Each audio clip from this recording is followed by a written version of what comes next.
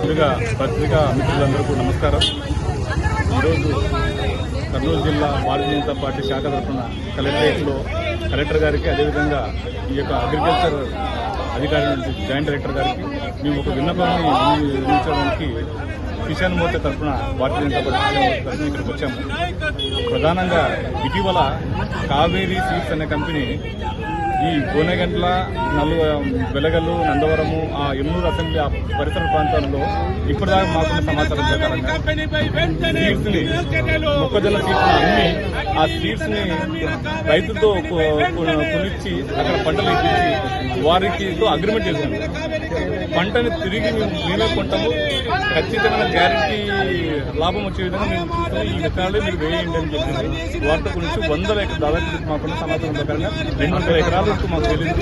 ఇంకా అనేక ఎకరాలు ఈ యొక్క పంటను రైతులతో కొనిచ్చి చేసింది. అయితే ఆ విత్తనాలు చేసిన నకిలీ విత్తనాలు తీరింది. అవి పంట రాలేదు కదా, చాలా చిన్న మొక్క వచ్చినప్పుడే కంకి రావడానికి వచ్చి సన్నగానే వచ్చింది కదా, ఇంకా కంకిలు రావడం లేదు.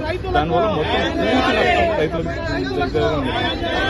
కానీ ఇలాంటి నకిలీ విత్తనాలు సాహసంగా ఇంతమంది రైతులను మోసం చేసే విధంగా అమ్మేటువంటి పరిస్థితి ఈ జిల్లాలో ఉంది అంటే మరి ఈ వ్యవసాయ అధికారులు ఏం చేస్తున్నట్టు, దీనికి అధికారులను నిద్రపోతున్నారో, వాళ్ళకి పర్మిషన్స్ ఎలా ఇచ్చారు, లైసెన్స్ ఎలా ఇచ్చారు, మరి ఆ విత్తనాల నాణ్యతను టెస్ట్ చేస్తున్నారో లేదనే విషయాన్ని వాళ్ళు అధికారులు చెప్పాలి.